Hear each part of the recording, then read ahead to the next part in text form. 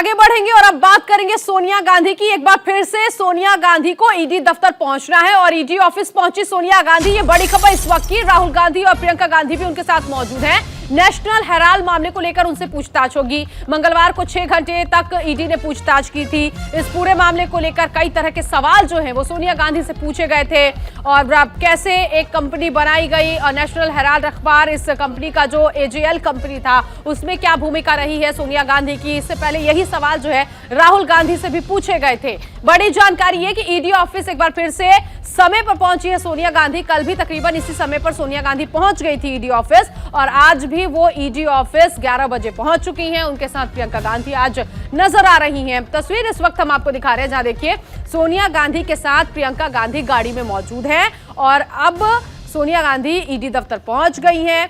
और अब इसके साथ ही साथ जानकारी ये भी मिल रही है कि जब उनसे पूछताछ की जाएगी तो आज भी कई घंटों की पूछताछ होगी।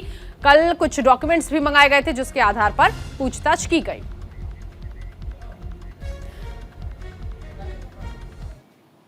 और आज एक बार फिर से सोनिया गांधी जो है ईडी दफ्तर पहुंची है। सहयोगी आसिफ इकबाल इस वक्त मेरे साथ जुड़ गए इसी खबर पर आगे की जानकारी के लिए। आसिफ, जिस तरह से हम इस पूरे मामले को देख रहे हैं, कल 6 घंटे की पूछताछ हुई थी, क्या समझे कि संतोषजनक रहा ईडी को वो जो जवाब दिया गया सोनिया गांधी की तरफ से, या फिर कहीं ना कहीं अभी भी ईडी को लगता है कि कुछ ऐसे जवाब जो है सोनिया गांधी ने सही तरह से वो नहीं दे पाई होंगी, इसलिए एक बार फिर से उनको बुलाया गया, या कुछ नए सवाल जो है आज पूछे जा सकते हैं? क्या लगता है आज जब ये पूछताछ सोनिया गांधी से अब से थोड़ी देर में होगी?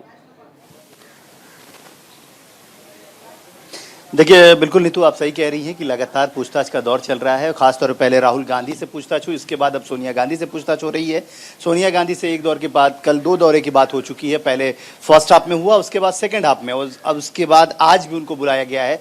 दूसरी तरफ कांग्रेस पार्टी ने एक भव्य प्रेस वार्ता की जिसमें तमाम बड़े लीडर, कह सकते हैं कि आप कांग्रेस के कई बड़े लीडर, खासतौर पर अशोक गहलोत हो, गुलाम नबी आज़ाद हो, आनंद शर्मा हो, उसके अलावे तारिक अनवर हो, जयराम रमेश हो, इतने बड़े बड़े लीडरों ने प्रेस वार्ता की और उसमें साफ तौर पे अपनी बातें रखी कि कांग्रेस पार्टी को कैसे परेशान किया जा रहा है, खासतौर पे गांधी परिवार को परेशान किया जा रहा है। उन लोगों का बार बार एक ही सवाल था। खासतौर पे गुलाम नबी आज़ाद ने एक बात कही सरकार से कि सरकार को अगर 75 साल की बीमार औरत से बातचीत करनी थी तो चाहती तो वो घर जाकर भी उनसे बात कर सकती थी, वो चाहती तो जांच वहाँ पे जाकर भी तमाम सवाल पूछे जा सकते थे। लेकिन सोनिया गांधी को बार बार ईडी बुलाना ये बात साफ संकेत देता है कि आप सिर्फ और सिर्फ परेशान करना चाहते हैं, पार्टी के मनोबल को तोड़ना चाहते हैं, क्योंकि गांधी परिवार सबसे बड़ा परिवार है कांग्रेस पार्टी का, ये सभी को पता है। जिस तरीके से आपने कहा कि कई सारे सवालों के जवाब नहीं मिल पाए होंगे, इस वजह से इस तरह की चीज़ें हुई हैं, तो साफ तौर पे है कि ज़रूर है, क्योंकि ईडी के बार बार यही कहने का मतलब है कि हमें सवाल के जवाब चाहिए और इसीलिए हम सामने जो जिन पर आरोप लगा है, जिन पर आरोप हैं, उनको हम बुला रहे हैं और उनसे हम बातचीत कर रहे हैं। सोनिया गांधी की तबीयत क्योंकि नासाज है, तबीयत खराब है, इसलिए उनके साथ प्रियंका गांधी को रखा गया है। प्रियंका गांधी दूसरे कमरे में होती हैं, जिस कमरे में पूछताछ होती है उस कमरे में सोनिया गांधी होती हैं और सोनिया गांधी के साथ ईडी के तमाम बड़े अधिकारी होते हैं जो उनसे पूछताछ करते हैं। और अभी भी कहीं ना कहीं पूछताछ का सिलसिला जारी है। तमाम सवालों का जत्था उनके पास है और वो सवाल पूछे जा रहे हैं और सवालों के जवाब के लिए सोनिया गांधी से ये तमाम तरह के सवाल पूछे जा रहे हैं। बगल में प्रियंका गांधी होती हैं। जब उनकी तबीयत बिगड़ती है, जब उनकी तबीयत में कहीं कोई प्रॉब्लम होती है, दिक्कत होती है, तो प्रियंका गांधी को बुलाया जाता है और उनकी तबीयत का ख्याल रखती हैं, क्योंकि वो नेबुलाइजर लेती हैं। उनकी तबीयत ज़्यादा खराब है, पे उनको नेबुलाइजर की ज़रूरत पड़ती है, इसलिए प्रियंका गांधी ने अपील की थी, रिक्वेस्ट किया था और उस रिक्वेस्ट को मानते हुए इजाजत दी थी कि प्रियंका गांधी उनके साथ रहेंगी। दूसरी तरफ मैं आपको बताऊं नीतू कि मैं इस वक्त पार्लियामेंट के पास खड़ा हूं, ये विजय चौक के पास है। मैं आपको एक सीन दिखाना चाहूंगा, नज़ारा देखिए, क्योंकि विजुअली बहुत रिच है। यहाँ पे सिक्योरिटी के इंतजाम बहुत चाक चौबंद कर दिए गए हैं। कल जिस तरीके से राहुल गांधी यहाँ पहुंचे थे और राहुल गांधी को यहाँ पे उनको गिरफ्तार किया गया था, डिटेन किया गया था, उसके बाद डिटेन करके तमाम सांसदों को यहाँ से किंग्स वे कैंप भेजा गया था। आज किसी भी तरीके से दिल्ली पुलिस हो या सीआरपीएफ हो, यहाँ पे जो लोग सिक्योरिटी में होते हैं, वो लोग कोई भी तरीके से आज लापरवाही नहीं बरतना चाहते हैं, किसी तरह से हंगामा ना हो, कोई सांसद यहाँ, जबकि पार्लियामेंट के अंदर प्रोटेस्ट शुरू हो गया है। मैं ये भी आपको जानकारी दे दूं, पार्लियामेंट गांधी मूर्ति के पास से लगातार लोग प्रोटेस्ट कर रहे हैं और आप देखिए कि खास तौर पे यहाँ पे देखिए तमाम दिल्ली पुलिस के जवान जो हैं वो इस तरीके साफ तौर पे हैं कि वो किसी भी मीडिया को भी दूर रखना चाहते हैं। जी मीडिया से आसिफ भी जी, मैं बात आऊंगी आपके पास एक बार फिर से, क्योंकि मॉनसून सत्र की कार्रवाई भी शुरू हो गई है। हर दिन जबरदस्त तरीके का हंगामा देखने को मिल रहा है। कांग्रेस मुख्यालय से इस वक्त रवि सराफ भी हमारे साथ जुड़ गए, हमारे सहयोगी। रवि, वहां पर कोई हलचल इस वक्त आप देख पा रहे हैं? क्योंकि कल जिस तरह से हमने देखा था, विरोध प्रदर्शन किया गया, जैसे ही सोनिया गांधी ईडी दफ्तर पहुंचती है तो ये विरोध प्रदर्शन जो है बहुत तेज हो जाता है। आज किस तरह की हलचल वहां पर? बिल्कुल, देखिए, विरोध प्रदर्शन की बात करें और हलचल की बात करें तो हलचल सुबह से ही तेज है, क्योंकि मैं इस वक्त जहां खड़ा हूं ये 24 अकबर रोड है। इसके अंदर आपको दिखाएंगे कि तमाम कांग्रेस पार्टी के जो कार्यकर्ता और नेता हैं मौजूद हैं। बाहर देखिए फोर्सेस के कितनी भारी भरकम डिप्लॉयमेंट की गई है और कांग्रेस दफ्तर से बाहर आने की अनुमति नहीं है। यानी कि इस सड़क पर, जिस सड़क पर मैं इस वक्त खड़ा हूँ, धारा 144 लागू है। यहाँ से किसी भी तरह की मार्च करने की, प्रोटेस्ट करने की अनुमति नहीं है। इसीलिए जो तमाम जो कार्यकर्ता दिल्ली पहुंचे हुए हैं, जो नेता दिल्ली पहुंचे, वो कांग्रेस मुख्यालय के अंदर ही बैठे हैं और वहां से सत्याग्रह कर रहे हैं, अपनी बात रख रहे हैं। जहां तक कल की बात रही, कल राहुल गांधी विजय चौक तक मार्च करते हुए निकले थे अपने तमाम सांसदों के साथ में। आज कांग्रेस पार्टी की तरफ से यह रणनीति बनाई गई है कि संसद भवन में गांधी प्रतिमा के समीप तमाम जो सांसद, चाहे वो लोकसभा के हों, राज्यसभा के हों, वो ईडी के खिलाफ में, सरकार के खिलाफ में वहां से ही बिगुल फूकेंगे। और इस वक्त तमाम जो कार्यकर्ता हैं वो अंदर बैठे हुए हैं और जगह जगह पे, हर चौक चौराहे पे आप देखेंगे इस लुटिया दिल्ली के, तो आपको हर विंग के, कोई यूथ कांग्रेस का है, कोई महिला कांग्रेस का है,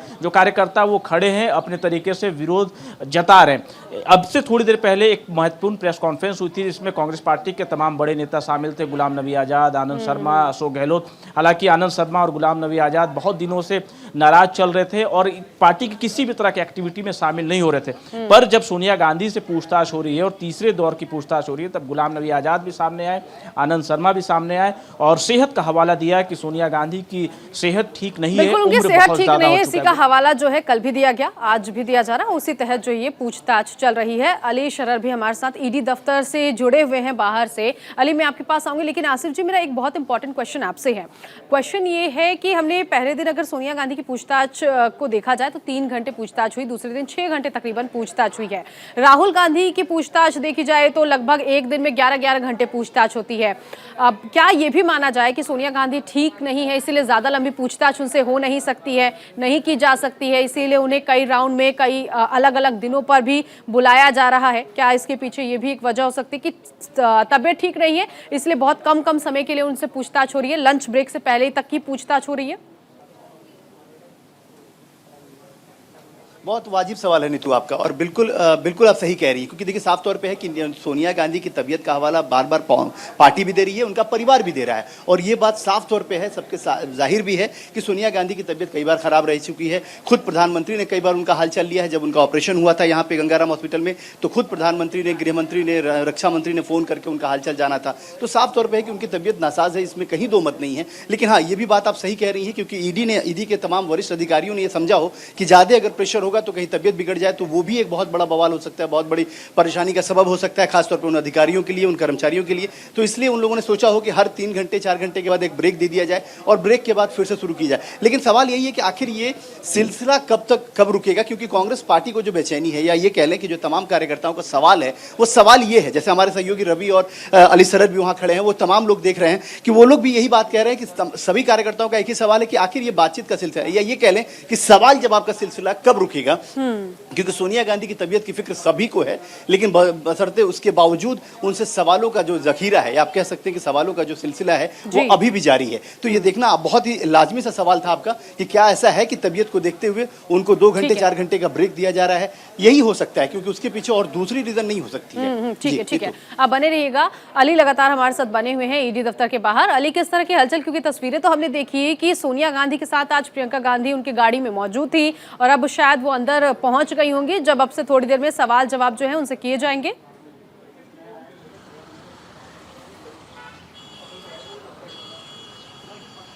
देखिए, बिल्कुल नीतू, सही 11 बजे आज यहाँ ईडी कार्यालय पर सोनिया गांधी अपने परिवार के साथ पहुंच गई थी। उनके बेटी प्रियंका वाड्रा और उनके बेटे राहुल गांधी उनके साथ थे, लेकिन राहुल गांधी उन्हें ईडी कार्यालय के अंदर छोड़ने के बाद वापस यहां से रवाना हो गए। बताया जा रहा है आज आखिरी दिन है यानी अंतिम दिन है उनसे पूछताछ का। आज तमाम सारे सवालों के जवाब सोनिया गांधी को देने हैं क्योंकि मामला नेशनल हेडेड से जुड़ा हुआ है और बड़ी इसमें जो है ईडी और के इस कार्यालय बीच रवि सराफ जो है वो उत्तराखंड के पूर्व सीएम हरीश रावत से बात कर रहे रियायत की बात ही नहीं कर रहे हैं हम, तो हमारी लीडरशिप बिल्कुल प्रस्तुत है। सोनिया जी ने कहा जब चाहें जितनी देर बिठाएं, जैसे पूछना चाहें पूछें। ये सवाल तो ये सरकार का मानवीय चेहरा है ही नहीं। यदि मानवीय चेहरा होता तो कानून भी ये कहता है कि आप जो है घर जाकर के पूछिए। रावत साहब, आपको लगता है जो पुरानी परंपराएं नागरिक हैं, वरिष्ठ नागरिक से जो चीज़ दूसरों को उपलब्ध है वो सोनिया जी को भी उपलब्ध होनी चाहिए। रावत साहब, आपको लगता है कि जो पुरानी परंपराएं थे वो सारी टूट रही है? गुलाम नबी आज़ाद साहब ने कहा कि बादशाह को भी रियायत दी जाती थी कि बुजुर्ग को महिलाओं पर हाथ न डाले, ये सारी परंपराएं टूट रही है।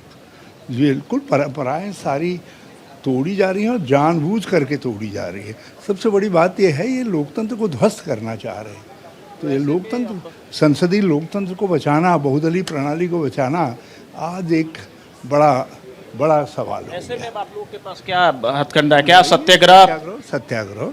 सत्याग्रह ने अंग्रेजों की हुकूमत जिनमें सूर्य अस्त नहीं होता था उनका सूर्य अस्त कर दिया, तो ये सत्याग्रह भी तो शुरुआत है। ठीक है सर, क्या कहेंगे? तो ये उत्तराखंड के पूर्व मुख्यमंत्री थे जो कह रहे हैं कि सत्याग्रह सही जवाब देंगे, जो और सरकार की कार्रवाई के ऊपर भी कह रहे हैं कि जो तमाम परंपराएं थी वो सारी परंपराएं आज टूट गई है। तो जो संसदीय प्रणाली है वो टूट गई है, ये कहना है उत्तराखंड के पूर्व सीएम हरीश रावत का। ऐसे में रवि ये बताइए कि कांग्रेस मुख्यालय, क्योंकि आप वहां पर बने हुए हैं, सुरक्षा के भी काफी इंतजाम किए गए हैं, लगातार कई दिनों से विरोध प्रदर्शन किया जा रहा है, ऐसे में क्या सिक्योरिटी में कोई बदलाव आज के दिन देखने को मिला है? देखिए, सिक्योरिटी की डिप्लॉयमेंट की अगर बात करें तो समय समय पर बदला जा रहा है। मेरे पीछे अगर आप देखेंगे तो दिल्ली पुलिस के तमाम जो जवान हैं वो मुस्तैद हैं, आरएएफ के जवान दूसरी तरफ आप देखेंगे वो मुस्तैद हैं। बैरिकेटिंग्स की अगर बात करें तो 3 लेयर 4 लेयर की सिक्योरिटी बैरिकेटिंग लगाई गई है और एक एक जो कार्यकर्ता यहाँ पर नज़र आ रहे हैं। हालांकि बहुत कम नेता और कार्यकर्ताओं को आने की अनुमति है। जो बड़े नेता हैं जिनके नाम दिए गए हैं बैरिकेटिंग पर, उनको आने की अनुमति दी जा रही है, बाकी किसी को भी कांग्रेस मुख्यालय तक आने की अनुमति नहीं है। और सुरक्षा लगातार सख्त की जा रही। आपको इस बैरिकेटिंग के अगर पीछे की तस्वीरें अगर दिखाएं तो आपको वाटर कैनन, रक्षा वाहन, ये तमाम चीज़ें आपको नजर आएगी। तो जो सिक्योरिटी जो है वो चाक चौबंद रखा गया है और यहाँ पर किसी भी तरह के मार्च करने की, प्रोटेस्ट करने की अनुमति नहीं है। धारा 144 लागू है। तो ऐसे में पुलिस ने फोर्सेस को ही बढ़ा रखा है कि अगर कांग्रेस मुख्यालय से जो कार्यकर्ता अंदर बैठे हैं, मार्च करने की कोशिश करते हैं, ईडी दफ्तर जाने की कोशिश करते हैं, क्योंकि ईडी दफ्तर यहाँ से ज़्यादा दूर नहीं है, कुछ ही मीटर की दूरी पर ईडी दफ्तर भी है। कई बार हमने देखा जब राहुल गांधी से पूछताछ चल रही थी तो यहाँ से कार्यकर्ता अचानक कूच करने लगे ईडी दफ्तर के लिए। कल भी प्रियंका, जब सोनिया गांधी से पूछताछ चल रही थी तब भी यहाँ से मार्च करने की तैयारी ठीक है, आप नजर बनाए रखिए। हाँ, आप नजर बनाए रखिए। आसिफ जी के पास आऊंगी मैं। एक बहुत इंपॉर्टेंट सवाल आसिफ जी, एक ये भी है क्योंकि जहां एक तरफ पीएमएलए एक्ट को लेकर सुप्रीम कोर्ट का फैसला आया जिसमें ये कहा गया कि जो मनी लॉन्ड्रिंग एक्ट में गिरफ्तार होता है उसे भी अधिकार है अपनी बात कहने का, वहीं दूसरी तरफ ईडी की शक्तियों को लेकर भी आज सुप्रीम कोर्ट की तरफ से फैसला है। तो क्या लगता है कि इस पूरे केस पर ईडी की जो अभी तक जांच चल रही है, जो पूछताछ ईडी सोनिया गांधी या राहुल गांधी से कर चुकी है, आज जो ईडी की शक्तियों को लेकर सुप्रीम कोर्ट का फैसला होगा, इस मामले पर भी उसका कोई असर होगा? देखिए, बिल्कुल होगा, क्योंकि साफ तौर पे कि जिस समय पूरे ईडी पर ही सवालिया निशान विपक्ष लगा रहा है। ऑपोजिशन बार बार ये कह रहा है कि ईडी का इस्तेमाल सिर्फ और सिर्फ सरकार इसलिए करती है क्योंकि उसको दबिश बनाना होता है, उसको दबाव बनाना होता है, तमाम पॉलिटिकल पार्टी पे दबाव बनाना होता है। और खास तौर पे जो एक डाटा कल आया, कल इंडिया एक निजी संस्था ने एक डाटा सर्वे किया है कि 3 सालों के अंदर 156 मामले दर्ज किए हैं ईडी ने, जिसमें से सिर्फ और सिर्फ 23 मामलों का निपटारा हो सका है। उस हिसाब से 0.5%, 0.15% का निपटारा किया है ईडी ने। तो उस पर यह सवाल था कि आखिर ऐसा क्यों? यही तमाम अपोजिशन जो सवालों को लेकर गया सुप्रीम कोर्ट में, वही था कि आप ईडी ने सिर्फ अपोजिशन के लोगों को क्यों शिकार बनाया? आखिर वो चाहती तो सभी को करना चाहिए था। दूसरी तरफ जो आज सुप्रीम कोर्ट ने जो अपने निर्देश दिए उसमें साफ तौर पे कहा है कि अधिकार सबको है। अगर आप आरोपी हैं तो आप भी अपनी बात रखिए, आप भी अपने तरीके से बताइए कि आखिर आपको क्या क्या परेशानी हो रही है और इन परेशानियों के लिए आपको क्या करना चाहिए। दूसरी तरफ लेकिन साफ तौर पर है कि ईडी के अधिकारों पर नीतू उन्होंने साफ तौर पर सुप्रीम कोर्ट ने कहा कि उसको यह अधिकार है वो खुद इंडिपेंडेंट बॉडी है, वो अपने तरीके से काम करना चाहती है, उसको करने देना चाहिए। अली, क्योंकि ईडी दफ्तर के बाहर आप मौजूद हैं, सोनिया गांधी पहुंच चुकी हैं, कोई इनसाइड इंफॉर्मेशन आप तक पहुंची है? क्योंकि कल आप जानकारी दे रहे थे कि कोर्ट के बाहर वकील थे, कुछ डॉक्यूमेंट के साथ थे, आज क्या कुछ ऐसा देखा आपने कि कुछ और कागजातों के साथ वकील नजर आए हो या कुछ और चीजों के साथ?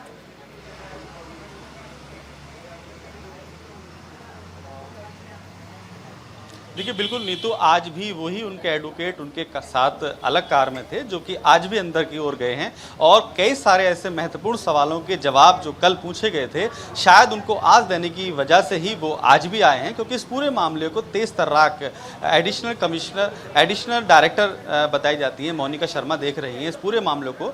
तो ये कहीं ना कहीं माना जा सकता है कि कल जो सवाल पूछे थे उनके आज जवाब देने के लिए वो आए हैं, क्योंकि आज बताया जा रहा है अंतिम दिन है, आज ही सोनिया गांधी से जो पूछताछ है ईडी की समाप्त हो जाएगी और कई सारे महत्वपूर्ण सवालों के जवाब अभी देने बाकी हैं। जी ठीक है, बहुत शुक्रिया अली इस जानकारी के लिए। आसिफ जी आपका भी बहुत शुक्रिया और इसके अलावा रवि आपका भी बहुत शुक्रिया इस जानकारी के लिए। चलिए आगे बढ़ेंगे, अगली खबर की तरफ बढ़ते हैं। सोनिया गांधी से ईडी की पूछताछ जारी है, जिसको लेकर कांग्रेस नेता संजय निरुपम से हमारे सहयोगी रवि सराफ ने खास बातचीत की, जिसमें उन्होंने कहा कि हम संसद से सड़क तक लड़ाई लड़ने को तैयार हैं। सुनिए।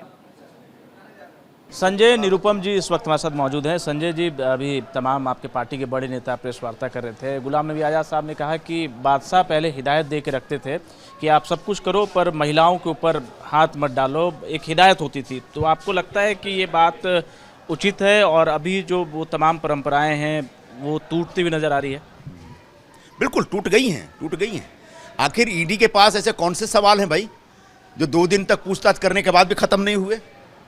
साफ दिख रहा है कि केंद्र सरकार के इशारे पे ईडी कांग्रेस के नेतृत्व को हैरान करने का एक अभियान चला रही है और ईडी का दुरुपयोग पिछले 8 वर्षों में कितना बढ़ा है, कैसे बढ़ा है, सबने देखा है।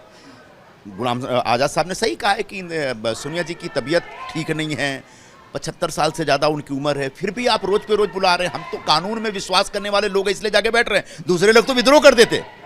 आपको लगता है कि एक उम्र हो चुका है और उनको भी कोरोना भी हुआ था, तो इस चीज़ को संज्ञान में लेना चाहिए? 2 बार कोरोना हुआ है सोनिया जी को, इसके बावजूद आप बुला करके इस तरीके से हैरान कर रहे हैं। इसका मतलब आप एक तो निर्दयी हो गए हैं, दूसरे आपका राजनीतिक द्वेष इस कदर बढ़ गया है कि अच्छा बुरा कुछ समझ ही नहीं रहे आप। तीसरी बात, आपको 2024 के चुनाव की तैयारी करनी है, उसके लिए कांग्रेस को तोड़ना चाहते हैं, कांग्रेस का मनोबल तोड़ना चाहते हैं, हौसला तोड़ना चाहते हैं, लेकिन आप नहीं तोड़ पाएंगे। पूरे देश के कांग्रेस के कार्यकर्ता इस समय रास्ते पे हैं। तो जवाब कैसे देंगे आप लोग? लड़ेंगे, सड़क पे उतरेंगे। इस सरकार की जो एक गंदी नीति है, इस सरकार का जो दुष्चक्र है, उसको एक्सपोज करेंगे और कर रहे हैं। लड़ाई लड़ेंगे सड़क पर, लड़ाई लड़ी जाएगी। तो साफ तौर पे कहना है कि जो कार्रवाई हो रही है उसके खिलाफ में लड़ाई कांग्रेस पार्टी लड़ रही है और आगे भी लड़ते रहेंगे। कैमरामैन अरब के साथ रवि सर्राफ, न्यूज़ इंडिया, दिल्ली।